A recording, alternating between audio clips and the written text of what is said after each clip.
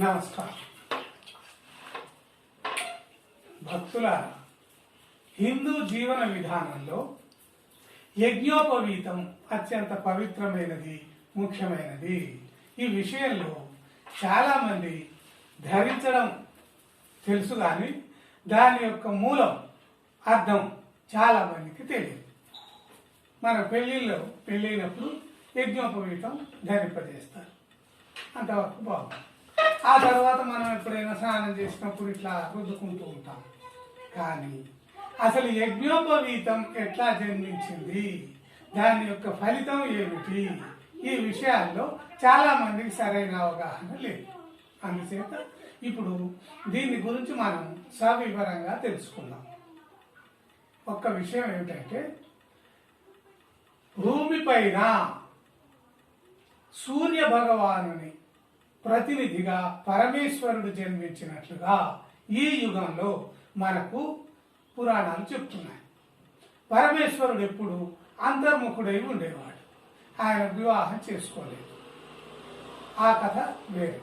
సతీమాతను పెళ్లి చేసుకోవడం, ఆ తర్వాత గొడవ జరగడం, ఆ తర్వాత మరో జన్మలో పార్వతీమాతను పెళ్లి చేసుకోవడం, ఇదంతా పెద్ద చరిత్ర. అయితే ఇప్పుడు ఆ విషయాన్ని అట్లా ఉంచి మనం రెండో విషయాన్ని గురించి చెప్పుకుందాం. ఇప్పుడు మనము ముఖ్యంగా యజ్ఞోపవీతం ఈ విషయాన్ని చర్చిస్తూ ఉన్నాం. సంతోషం. ఇందులో గొప్ప విషయం ఏమిటంటే, పరమేశ్వరుడు అనేక వేల సంవత్సరాలు తపస్సు చేసి మహావిష్ణువును సృష్టించినట్లుగా మనకు పురాణాల్లో చెప్పబడుతూ ఉన్నది. మహావిష్ణువు సృష్టించబడినప్పుడు అంటే ఆయన తపశ్శక్తి వల్ల మూడవ కన్ను అంటుంటాం. మూడవ కన్నే సూర్యుడు.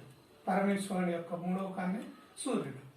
ఈ మూడవ కన్ను తెరడం ఎట్లాగో అట్లా ఒకసారి ఆయన కళ్ళు తెరిచి చూసినప్పుడు విష్ణుదేవుడు జన్మించాడు, సృష్టించబడినాడు. విష్ణుదేవుడు ప్రణామాలు మహాదేవ, ఏమిటి ఆజ్ఞ అన్నాడు. అయితే పరమేశ్వరుడు ఒక విధంగా విరాగి, ఏది పట్టించుకోకపోయేవాడు. ఆయన మనం ఇప్పటికీ మనం చూస్తే ఆయన అవతారం అంటే వేషధారణ అంతా అట్లాగే ఉంటుంది. జడలు కట్టి ఉంటాయి, మనం పులితోలు ఒకటి కట్టుకొని ఉంటాడు, పెద్దగా పట్టించుకోడు దేని. అయితే విష్ణుదేవుడు అట్లా అడిగినప్పుడు పరమేశ్వరుడు ఏం చేశాడంటే, నేను కొంతకాలంగా అంటే 1000 సంవత్సరాలుగా తపస్సు చేసి నిన్ను సృష్టించడం జరిగింది, మీరు కొన్నేళ్లు తపస్సు చేయండి, చేస్తే మీకు అసలు మీ కర్తవ్యం ఏమిటో బోధపడుతుంది అని చెప్పాడు. తదాస్తు, మీ ఆజ్ఞ శిరసా వహిస్తున్నా అని చెప్పి విష్ణుదేవుడు తపోనిష్టలో ఉండేవాడు. ఆయన కూడా 1000 సంవత్సరాలు తపోనిష్టలోనే ఉన్నాడు. ఇట్లా జరగడం ఏమిటి అంటే, పరమేశ్వరుడు పర్వతం మీద, మన హిమాలయ పర్వతాల్లో ఉండడం, విష్ణుదేవుడు మాత్రం ఉత్తర ధ్రువంలో సముద్రం మధ్యలో ఆయన ముందు ఒక మర్రి ఆకు మీద చిన్న పిల్లవాడిలాగా ఉన్నట్లుగా మనకు పురాణాలు చెప్తున్నాయి. తర్వాత ఆదిశేషుడు ఆయన గురించి తపస్సు చేసి విష్ణుదేవుడు ప్రత్యక్షమైనప్పుడు, నేను మీకు శేషతల్పంగా ఉంటాను అని వరం కోరుతున్నాడు. తదాస్తు అన్నాడు విష్ణుదేవుడు. ఆ కారణం నుంచి ఆదిశేషుడు శేషతల్పంగా అంటే విష్ణుదేవుడు దాని మీదనే పడుకునేవాడు. శేషుడు అంటాం మనం. శేషుడు, ఆదిశేషుడు అందరికంటే అంటే విష్ణుదేవుడి కంటే పరమేశ్వరుడి కంటే బలమైన వాడు అని కృష్ణ అవతారంలో బలరాముడి గురించిన సబ్జెక్ట్ వచ్చినప్పుడు మనకు చెప్పబడుతుంది. ఎందుచేత అంటే ఆదిశేషునికి 7 పడగలు ఉంటాయి. ఇట్లా దీనికి చాలా మందికి అర్థం తెలియదు. అర్థం ఏమిటంటే, 7 గ్రహాల సమ్మోహన శక్తి, సమ్మిళిత శక్తిగా ఆయన ఆదిశేషుని స్వరూపం పొంది విష్ణుదేవునికి సేవ చేశాడు. సంతోషం. విష్ణుదేవుడు ఆదిశేషుడి మీద నిద్రపోతూనే తపస్సు చేశాడు. చాలా కాలం తపస్సు చేసినప్పుడు ఆయన కళ్ళు తెరిచి చూసినప్పుడు బ్రహ్మదేవుడు సృష్టించబడినాడు. బ్రహ్మదేవుడు జన్మించాడు. అయితే బ్రహ్మదేవుడు ఏమన్నాడంటే, స్వామి మరి నన్ను ఏం చేయమంటారు, నా డ్యూటీ ఏమిటి అని అడిగాడు. విష్ణుదేవుడు ఏం చెప్పాడంటే, నేను పరమేశ్వరుణ్ణి అడిగితే తపస్సు చేసుకోమన్నాడు. నేను తపస్సు చేసి మిమ్మల్ని సృష్టించిన మీరు ఈ కొన్నేళ్ల పాటు తపస్సు చేసి ఇక్కడ ప్రాణికోటిని సృష్టించండి. నిరామయంగా ఉంటున్నది భూమి, ఎవరు లేరు. స్వామివారు పరమేశ్వరుడు ఆయన ఎవరితోటి మాట్లాడు, నాకు కూడా ఎవరితోటి మాట్లాడే అవకాశం ఉన్నది. ఆయన ఒకడు, ఆయన మాట్లాడు, నాకు లేకుండా పోయింది. మీరు సృష్టించాలి అంటే ప్రాణికోటిని సృష్టించాలి అని చెప్పాడు. దీనికి బ్రహ్మదేవుడు ఏమన్నాడంటే, తదాస్తు, మీ ఆజ్ఞ ప్రకారమే చేస్తాను. నేను కొన్నాళ్ళు తపస్సు చేసి సృష్టి గురించి ప్రారంభం చేస్తాను, సృష్టించడం ప్రారంభిస్తాను అన్నాడు. సరే, మీ ఇష్ట ప్రకారమే చేయండి అన్నాడు. బ్రహ్మదేవుడికి ముందు 5 తలలు ఉండేవి. అంటే 4 తలలు ఇప్పుడు మనకు కనబడుతుంటాయి. చతుర్ముఖ బ్రహ్మ 3 కనపడతాయి. వెనక వైపు ఉన్నది మనకు కనబడదు అని చేయరు, అంటే మేకప్లో చూపించరు. 4 తలలు ఉంటాయి 4 వైపులా. ఒకటి ఆకాశం వైపు ఉండేది, ఆకాశం చూస్తుండేది. అయితే పరమేశ్వరుడికి విష్ణుదేవుడికి మాత్రం ఒక్కొక్క తలే ఉంది. దీనివల్ల బ్రహ్మదేవుడు ఎక్కువ అహంభావం పొందినాడని కొన్ని పురాణాల్లో చెప్పబడింది. సరే, ఇది ఇట్లా ఉండగా బ్రహ్మదేవుడు మొట్టమొదటి తపస్సు చేసిన ప్రాంతం ఇప్పటి శ్రీలంక. శ్రీలంక ఒక పెద్ద గుట్ట. అంటే జరిగింది ఏమిటంటే, ఇప్పుడు మనం మధ్యప్రదేశ్ ఆ ప్రాంతంలో మహా పెద్ద కొండ శిఖరాలు ఉన్నాయి. దీన్ని వింధ్య పర్వతాలు అంటాం. అంటే ఈ పర్వతం అనేక విధాలుగా పెరుగుతూ పోయింది. అంటే పెద్ద ఆకాశం అంత ఎదుగుతూ పోయినప్పుడు వింధ్య పర్వతాన్ని గురించిన మనకు ఒక కథ ఉన్నది. మహర్షి అగస్త్య మహర్షి దాని యొక్క మనం అణిచి కిందికి తొక్కినాడు అని, అది వేరే కథ. ఈ వింధ్య పర్వతాన్ని ఒకసారి వాయుదేవుడితో వాగ్వివాదం అంటే మాట్లాడుకుంటూ నువ్వు గొప్ప నేను గొప్ప అని చెప్పి గొడవ పడ్డారు వాయుదేవుడు వింధ్య పర్వతం. వింధ్య పర్వతం ఒక మాట అన్నది, నీకు నిజంగానే గొప్పవాడి అయితే నీ గాలితో నన్ను ఊపి చూస్తే నేను ఒప్పుకుంటాను, నువ్వే గొప్ప అని చెప్పి పందెం కాసింది. అయితే పందెం కాసినప్పుడు ఇట్లా శిఖరం ఒకటి పెద్దగా ఉంది. వాయుదేవుడు తన శక్తిని అంతా ఉపయోగించి మహాబలంగా గాలి వీచినప్పుడు ఈ పర్వత శిఖరం విరిగి సముద్రంలో పడింది. అది కొంత మునిగింది, కొంత తేలింది. ఆ తేలిన భాగమే ఇప్పటి శ్రీలంక అని చెప్పబడింది. అంటే ఈ బ్రహ్మ విష్ణు పరమేశ్వర్ల కంటే ముందు జరిగిన కథ. ఈ కథ ఇట్లా ఉండగా బ్రహ్మదేవుడు శ్రీలంకలో తపస్సు చేశాడు అని చెప్పి మన పురాణాల్లో ఆధారాలు ఉన్నాయి. అయితే ఆయన తపస్సు చేస్తున్నప్పుడు చాలా కాలం తపస్సు చేసి సృష్టిని ప్రారంభించడం అంటే ప్రాణాన్ని కనిపెట్టడం ఎట్లా అనేది కనిపెట్టాడు ఆయన. అంటే పగులు రాత్రిపూట తపస్సు చేస్తూ అప్పుడప్పుడు ప్రాణిని సృష్టిస్తూ ఉండేవాడు. ఇట్లా మొదట తల సృష్టించి, తల కదలాలంటే దానికి నడిచేందుకు కాళ్ళు ఉండాలి. మరి కాళ్ళు ఉండాలంటే నడవడానికి బలం ఉండాలి. బలం ఉండాలంటే ఆహారం ఉండాలి. అందుచేత ఈ శరీరాన్ని నిర్మించి పొట్ట అంటే మనకు ఈ ఉదరం ఇది నిర్మించడం జరిగింది. ఆయన ఒక డిజైన్ చేశాడు. డిజైన్ చేసినప్పుడు మనుషులతో సహా అందరికీ 4 పాదాలు ఉంటాయి. దీనికి కారణం ఏమిటంటే నక్షత్రాలకు కూడా 4 పాదాలు ఉంటాయి. అది ఆధారంగా తీసుకొని అంటే గ్రహాలన్నింటినీ 4 పాదాలు ఆధారంగానే విభజించారు. అట్లాగే బ్రహ్మదేవుడు మనకు కూడా 4 పాదాలు పెట్టారు.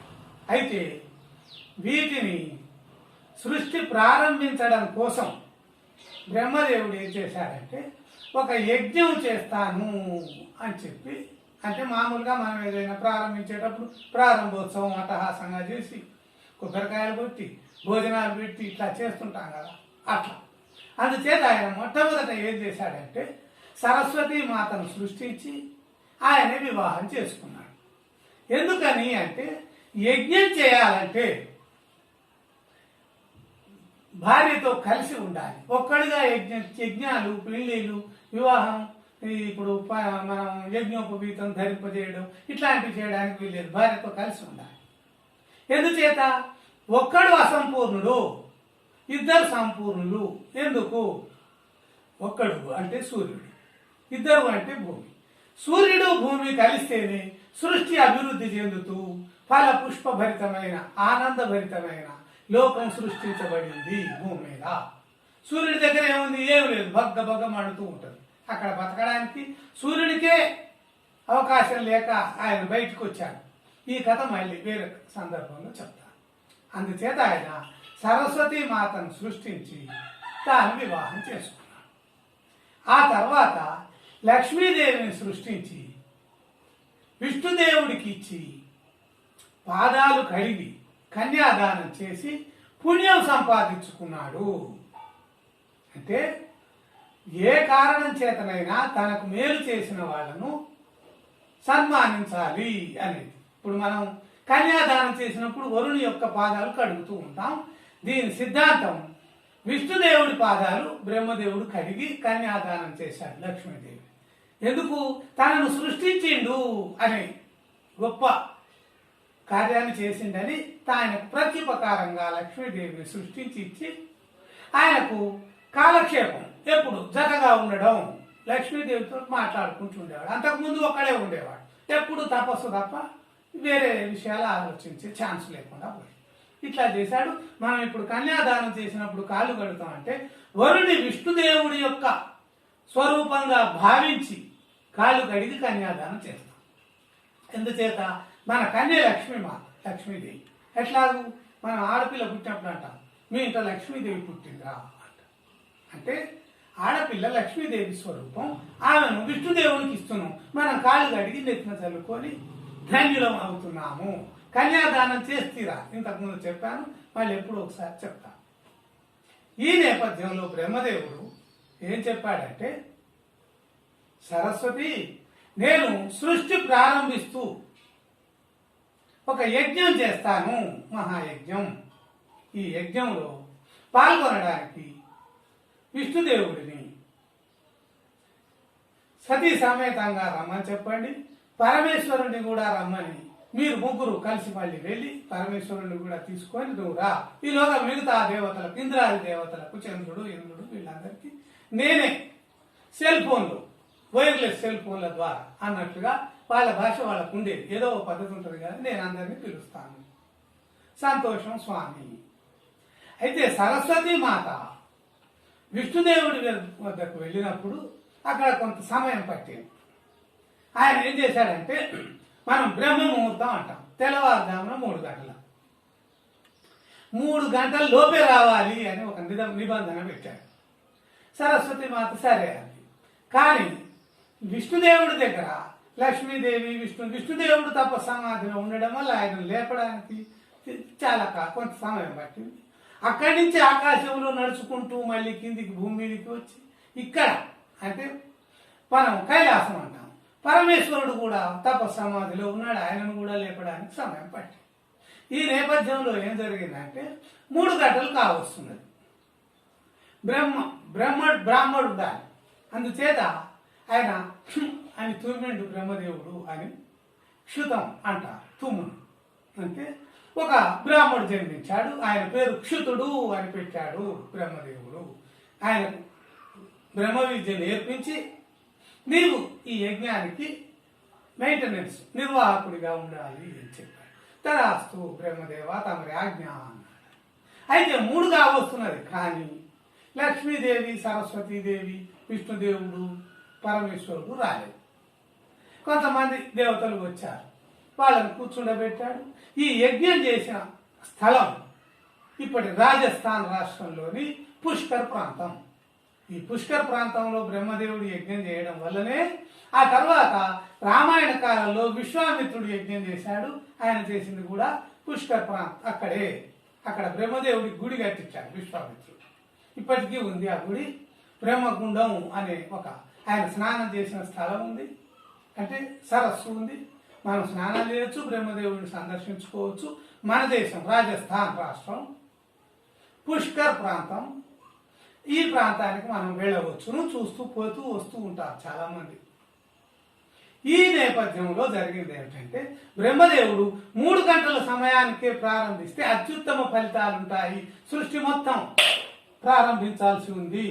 కాబట్టి ఆయన ఏం చెప్పాడంటే, ఇప్పటికిప్పుడు సరస్వతి మాత విష్ణుదేవుడు వచ్చే అవకాశం కూడా కనబడటం లేదు. కాబట్టి నవగ్రహాలను ప్రార్థించి సృష్టించడం అంటే నవగ్రహాలను ప్రార్థించి సృష్టించాలి. మనిషిని సృష్టించినా కూడా అందుచేతనే మనకు నవరంధ్రాలు ఏర్పాటు చేయబడింది.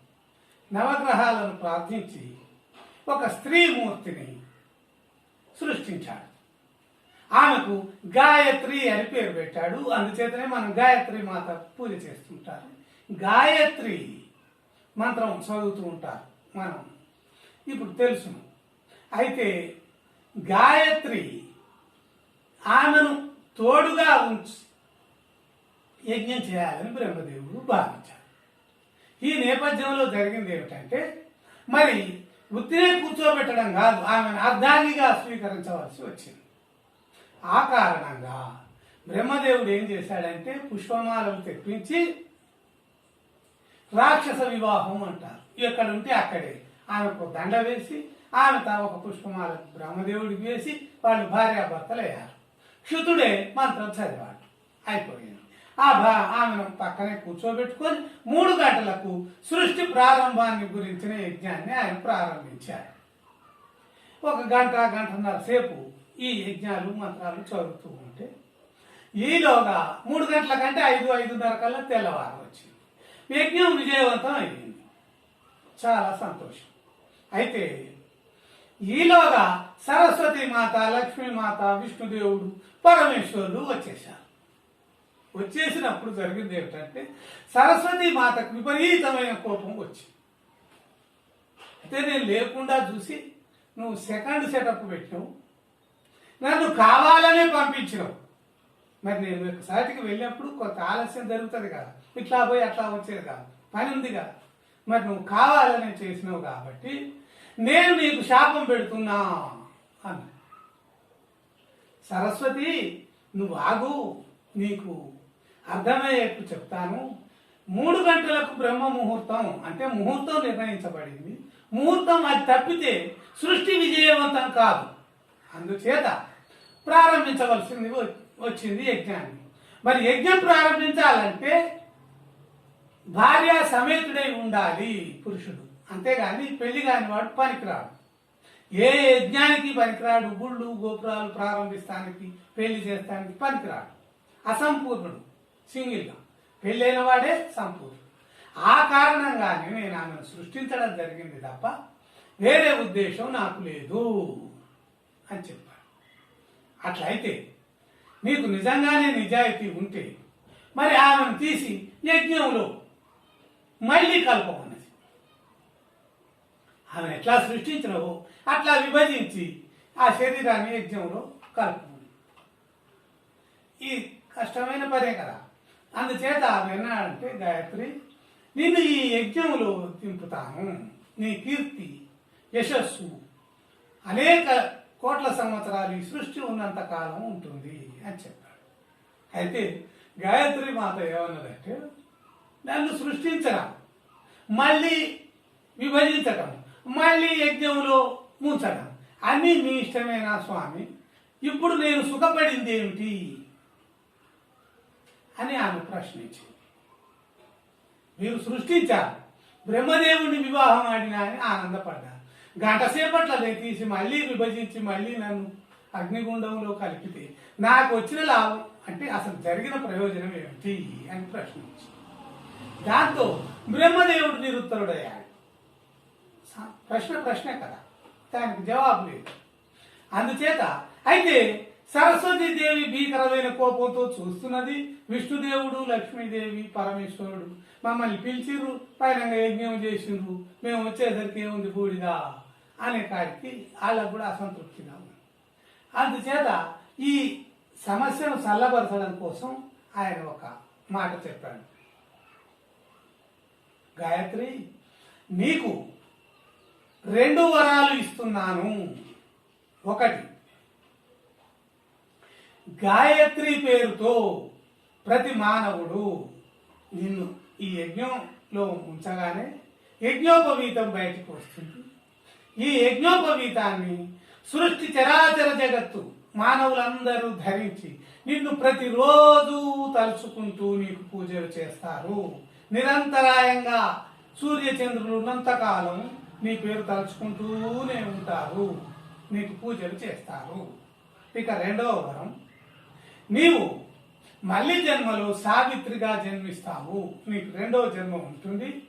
అట్లా మహాపతివ్రతలాగా ఉండి నీ భర్తను బ్రతికించుకొని మళ్ళీ జన్మ అంటే సావిత్రిగా కొన్ని వేల సంవత్సరాలు రాజ్యానికి మహారాణిగా ఉండి నీవే నిర్వహించి అనేక సుఖాలు అనుభవిస్తావు. ఇప్పుడు నన్ను చేసుకున్నా సుఖం ఏముండదు. నువ్వు ఉండి కూడా బ్రహ్మదేవుని దగ్గర ఏముంది, అంత బూడిద. పరమేశ్వరుని దగ్గర బూడిద, బ్రహ్మదేవుని దగ్గర గడ్డ, అంతే. ఏమి సుఖం ఉండదు నీకు.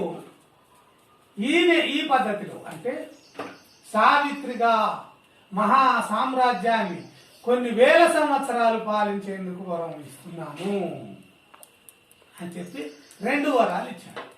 దాంతో ఆమె సంతోషపడి, సంతోషం బ్రహ్మదేవ, తమరి ఆజ్ఞ శిరస వహిస్తున్నా అందుచేత ఆయన మళ్ళీ మంత్రం చదువుకుంటూ ఇట్లా గాయత్రి మాత్రం యజ్ఞంలో మిళితం చేయడం జరిగింది. మిళితం చేసిన తర్వాత యజ్ఞం నుండి 9 పోగులు కలిగిన యజ్ఞోపవీతం బయటకు వచ్చింది. ఇది మనం ప్రతి వాళ్ళం బ్రహ్మ పురాణం, బ్రహ్మ, క్షత్రియ, వైశ్య, కొంతమంది శూద్రులు కూడా ధరిస్తారు. ఇందులో 9 పోగులు ఉంటాయి. ఈ 9 పోగులు ఎందుకు ఉంటాయి అంటే నవగ్రహాలను ప్రార్థించి వాటి శక్తి చేత గాయత్రిని సృష్టించడం జరిగింది. 9 పోగులుగా మళ్ళీ బయటకు వచ్చింది. దీన్ని బ్రహ్మదేవుడు తీసుకొని తాను ధరించాడు. అట్లాగే అప్పటి నుంచి మిగిలిన వాళ్ళందరూ అంటే వివాహం జరిగిన వాళ్ళందరూ ఈ గాయత్రిని ధరించాలని ఆయన ఒక వరం ఇచ్చాడు. అట్లా ప్రారంభమయ్యి అంటే 9 గ్రహాల సమ్మిళితమే మనం ధరిస్తున్న గాయత్రి. ఇందులో 9 పోగులు ఉంటాయి. అట్లాగే 3 దశలుగా ఉంటాయి. అంటే 3 పోగులకు ఒక పొర, 3 పోగులకు ఒక పొర కట్టి పెడతారు. అంటే 3 లోకాలకు ఇవి ప్రతినిధులు. 3 లోకాలు కలిసి మొత్తం 9 గ్రహాలు ఉన్నాయి. 9 గ్రహాలను కలిపి మానవుణ్ణి తయారు చేశాడు ఆయన. యజ్ఞం అయిపోయిన తర్వాత యజ్ఞోపవీతాన్ని తాను ధరించాడు. ఓం భూర్భువస్వః తత్సవితుర్వరేణ్యం భర్గో దేవస్య ధీమహి ధియో యో న ప్రచోదయాత్. ఇది శ్లోకం. అంటే పరమేశ్వర, ఈ భోజనం నాకు ఎట్లా లభిస్తున్నదో అన్ని ప్రాణులకు కూడా అట్లాగే లభింపచేసి సృష్టిని సమతుల్యంగా ఉంచు స్వామి అని. భర్గో అంటే భర్గుడు అంటే పరమేశ్వరుడు, విష్ణుదేవుడు, ఇట్లా ఏదో ఒక అర్థంలో మనం వాడుకోవచ్చు. నిజం చెప్పాలంటే భర్గుడు అంటే సూర్య భగవానుడు. నిజానికి మనకు ప్రత్యక్ష దైవం సూర్యుడే. సూర్యుడి ద్వారానే పరమేశ్వరుడు, పరమేశ్వరుడి తర్వాత విష్ణుదేవుడు, తర్వాత బ్రహ్మదేవుడు జన్మించడం జరిగింది. ఆ తర్వాత సృష్టి జరిగింది. అయితే ఈ 9 గ్రహాలను గాయత్రిలోనే కాకుండా మన శరీరంలో కూడా ఆయన ఏర్పాటు చేశాడు బ్రహ్మదేవుడు. మనకు 2 కళ్ళు ఉంటాయి. ఇది సూర్యుడు, చంద్రుడు. 9 గ్రహాలలో సూర్యుడు, చంద్రుడు. 2 చెవులు ఉంటాయి. గురుడు, బుధుడు, ఈ 2 చెవులు. అంటే గురుదేవుడు మహామేధావి, ఆయన పుత్రుడు బుధుడు. వీళ్ళ గురించి మళ్ళీ ఒక ఎపిసోడ్లో చెప్తాను. ఈ రెండు చెవుల ద్వారా మనం విని అర్థం చేసుకోగలుగుతాం. ఆలోచన అంటాం, చదువు అంటాం. ఇదన్నిటికీ కేంద్రం చెవులే. తర్వాత మెదడు. చెవులకు మెదడుకు సంబంధం ఉంది. తద్వారానే మనం వినగానే అర్థమయ్యి ఆహా నీ పేరు ఫలానా అంటూ ఉంటాం. ఈ శాస్త్రం ఇట్లనా, ఈ సైన్స్ ఇట్లనా అని అర్థం చేసుకోగలుగుతాం. ఈ నేపథ్యంలోనే 2 కళ్ళు, 2 చెవులు, 4, 2 ముక్కులు. ఈ 2 ముక్కులు అంటే కుజుడు మరియు శుక్రుడు. ఈ 2 గ్రహాలు ముక్కులుగా ఉన్నాయి. కుజుడు అంటే కోపిష్టి, శుక్రుడు అంటే ఆయన సెక్స్ పరమైన గ్రహం, అంటే ఒక దేవుడు. అయితే మనం ముక్కుతో వాసన పీల్చుకుంటాం కదా, కోపం వస్తే ముక్కు పుటాలు అది ఎర్రగా తయారైంది మనం. అంటే కుజుడు ఉన్నాడు, ఒక ముక్కు కుజుడు, ఒక ముక్కు శుక్రుడు. మల్లెపూల వాసన పీల్చుకుంటారు, మల్లెపూల దండలు కట్టుకుంటుంటారు, దండలు జడకు వేసుకుంటారు. ఇవన్నీ కూడా శుక్రుడు అంటే పునరుత్పత్తి కేంద్రంగా పనిచేస్తాడు శుక్రుడు. ఈ 2 గ్రహాలు 6 అయినాయి. ఇక 7వ గ్రహం శని గ్రహం. శని ఎక్కడుంది అంటే మన నోరే శని గ్రహం. ఇది మనతోటి అన్నం తినిపిస్తుంది, లేకపోతే గొడవలు పెట్టిస్తుంది. మనకు తెలుసు గొడవలు ప్రారంభానికి ఎవరు ప్రారంభం? నోరే ప్రారంభం. అన్ని విధాలుగా శని అంటే అదే నోరు. ఇట్లా 7 గ్రహాలు. మరి 9 గ్రహాలు అంటారు కదా స్వామి, నవగ్రహాలు అంటుంటారు అన్నమాట. అయితే రాహువు కేతువు అనే 2 గ్రహాలు తర్వాత కలిశాయి. అంటే సృష్టి జరుగుతూ ఉండగా దానికి ఒక కథ ఉంది. ఎప్పుడు మనం పాల సముద్రాన్ని మధించడం, అప్పుడు రాహువు కేతువు జన్మించడం జరిగింది, అంటే సృష్టించడం జరిగింది. ఈ రాహువు కేతువుల యొక్క కథ మళ్ళీ చెప్తాను. రాహువు కేతువు మన శరీరంలో సృష్టించబడి ఉన్నారు. ఒకటి రాహువు, రెండవది కేతు. రాహువు అంటే రోగం, కేతువు అంటే మరణం. మామూలుగా మనం డాక్టర్ దగ్గరికి పోతే మూత్ర పరీక్ష చేయించుకురాపో అంటారు. అంటే రోగాన్ని గుర్తించడానికి. రోగం అంటే రాహు, ఇది. మరణం అంటే కేతువు. సాధారణంగా ఒక 65-70% మంది మరణం ఇట్లా ఈ అవయవం ఉండాలని జరుగుతుంది. ఇందులో గొప్ప విషయం ఏమిటంటే కళ్ళల్లోంచి ప్రాణం పోతే వాళ్ళు మోక్షం పొందినట్లు, చెవులల్లోంచి ప్రాణం పోతే వాళ్ళు స్వర్గానికి పోయినట్లు, నోటిలోంచి పోతే వీళ్ళు అనేక కష్టాలు పడుతూ వెళుతూ ఉంటారు. శనిగ్రహానికే మొదట చేస్తారు.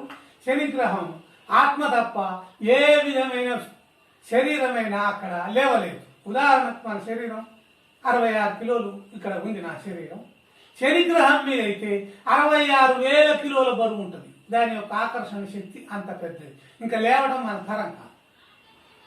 9 గ్రహాల సమ్మేళనంగానే మనల్ని అంటే ప్రాణిని సృష్టించడం జరిగింది. అట్లాగే గొర్రెలు, బర్రెలు ఇట్లాంటి ప్రాణులు, ఏనుగులు సృష్టించాడు. పులులు, సింహాలు, వీటన్నిటికీ 9 నవరంధ్రాలు ఉంటాయి. నవరంధ్రాలున్న వాటికే మనం పాపం అనేదాన్ని బాధ్యత వహించవలసి వస్తుంది. వాటిని చంపితే చిన్న చిన్న క్రిములు ఉంటాయి, వీటిని చంపితే బాధ్యత లేదు. మనం దోమల్ని చంపుతుంటాం, ఈగల్ని చంపుతుంటాం, వీటికి బాధ్యత లేదు. నవరంధ్రాలు ఉన్న ప్రాణి మాత్రమే సంపూర్ణమైన ప్రాణిగా. ఒకవేళ దాన్ని చంపడం జరిగితే పాపం అనేది ఉంటుంది నిరాసక్తంగా, ఏ విధమైన కారణం లేకుండా. కానీ ఆహారం కోసం చంపితే మాత్రం పాపం లేదు. ఇది చెప్పబడిన సత్యం. బ్రహ్మదేవుడు చెప్పింది. ఒక ప్రాణి చంపుకొని ఒక ప్రాణి తిని బ్రతకడం అనేది బ్రహ్మదేవుడు చెప్పిన సత్యం. ఆయన సృష్టిని అట్లాగే వృద్ధి చెందమని చెప్పాడు. ఇట్లా ప్రారంభమైన సృష్టిలో మనం చెప్తున్నాం, ఈ గాయత్రి గురించి చెప్తూ వస్తున్నాం. కాబట్టి 9 గ్రహాల సమ్మేళనమే గాయత్రి. అంటే దీన్ని యజ్ఞోపవీతం అంటాం, జైన్యం అంటారు. వీటిని మనం రోజు స్నానం చేసేటప్పుడు స్నానం చేయించుకొని పూజ చేసుకోవాలి. ఈ మంత్రాన్ని చదువుకోవాలి. యజ్ఞోపవీతం పరమం పవిత్రం ప్రజాపతేర్మత్ సహజం. ప్రజాపతి అయిన వాడికి సహజంగా ఉండాలి. కులాలతో పెద్దగా సంబంధం లేదు. బ్రహ్మ విద్య నేర్చుకుంటే గాయత్రి ధరించవచ్చును. యజ్ఞోపవీతం పరమం పవిత్రం ప్రజాపతేర్మత్ సహజం. యజ్ఞోపవీతం బలమస్తు తేజం ప్రతిముంచ శుభ్రం పురస్తాత్ ఆయుష్ సమగ్రం. ప్రతిరోజు మనం స్నానం చేయించుకొని పూజ చేసుకోవాలి. ఇట్లా 9 గ్రహాలకు 9 బొట్లు పెట్టుకొని వాటిని తలుచుకొని మనం పూజించి నమస్కారం చేసుకుంటే ఏమిటి లాభం స్వామి? ఆయుష్ సమగ్రంగా ఉంటుంది. మీ ఆయుష్ ఎట్లా నిర్ణయించబడుతుంది? నేను ఇంత క్రితం కూడా చెప్పాను, మళ్ళీ మరొక ఎపిసోడ్లో చెప్తాను.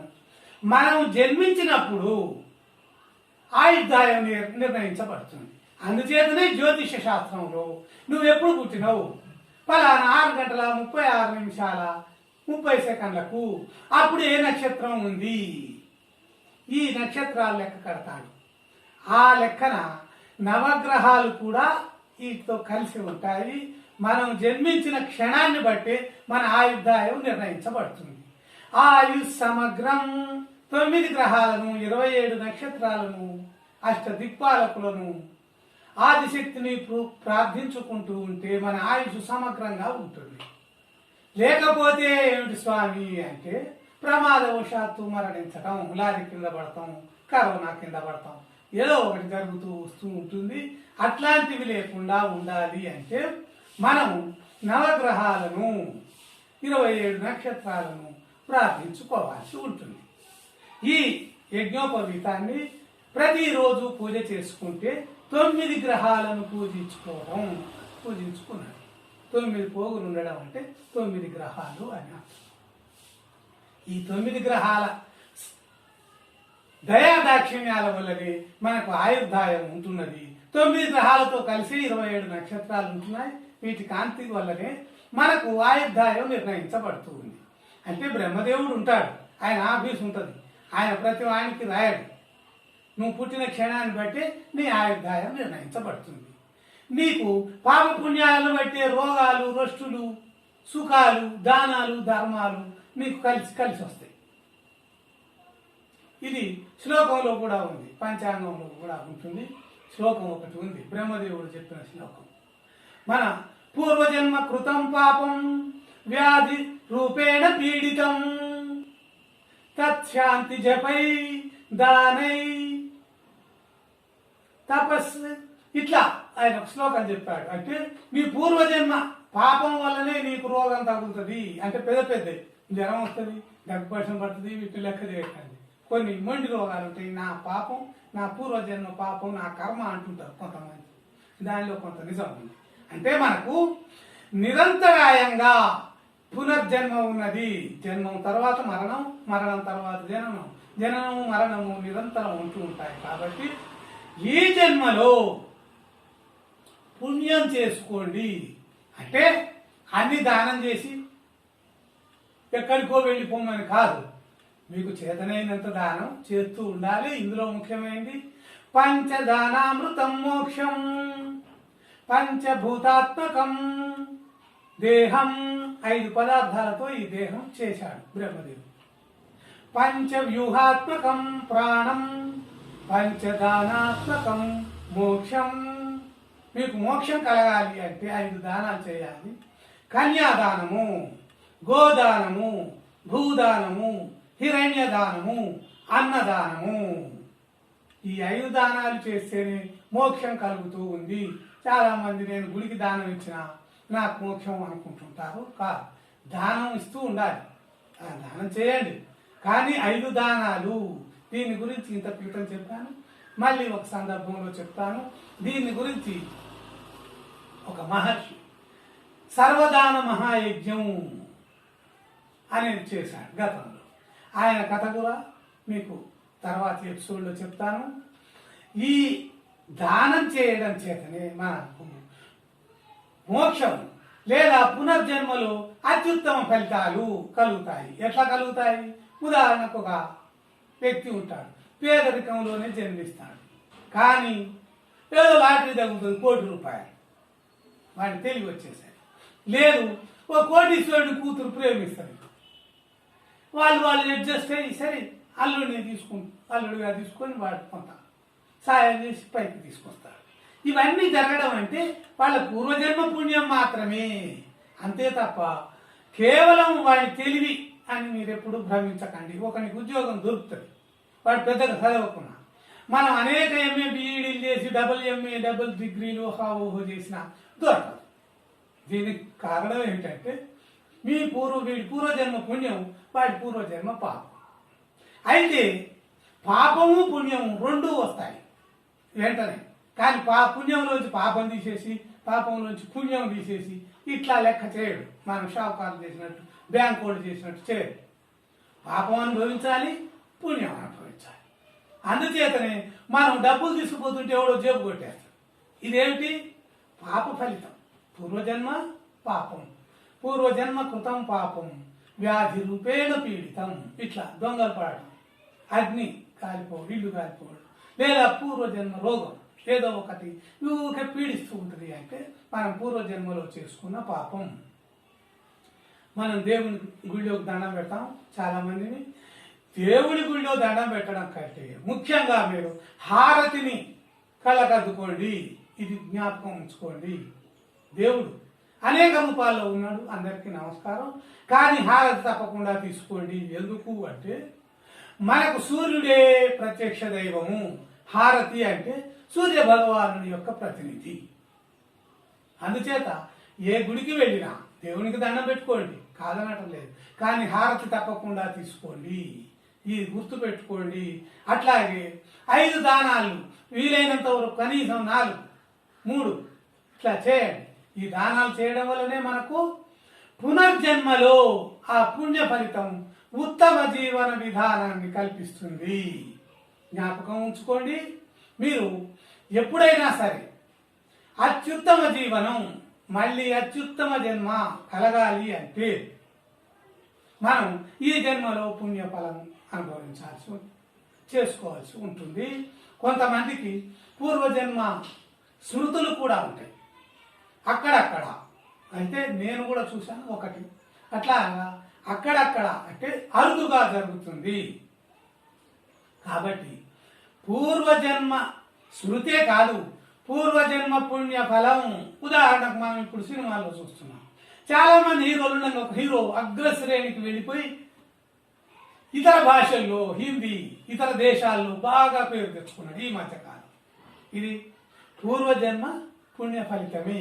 అందరికీ తెలియదు, అందరికీ నటన వస్తుంది. హీరోలు చాలా మంది, మరి ఎన్నాళ్ళ నుంచో ఉన్నోడు, ప్రపంచ ప్రఖ్యాతమైన హీరో ఉన్నాడు. ఇలా కొంతకాలానికి ఇట్లా జరగడం ఏమిటి అంటే అది పూర్వజన్మ పుణ్య ఫలితం. మీరు జ్ఞాపకం ఉంచుకోండి. అంటే ఈ జన్మలో మనం పుణ్యం చేసుకుంటే మళ్ళీ జన్మలో మనకు అది కలిసి వస్తుంది. అట్లని మొత్తం దానం చేసి సర్వసంగ పరిత్యాగం చేయమని చెప్పడం లేదు. మీ జాగ్రత్తలో మీరు ఉండండి, మీ వ్యాపారాలు మీరు చేసుకోండి, మీ డబ్బులు లెక్కలు చూసుకోండి. కానీ 5 దానాలు, పంచదానామృతం మోక్షం, కన్యాదానం.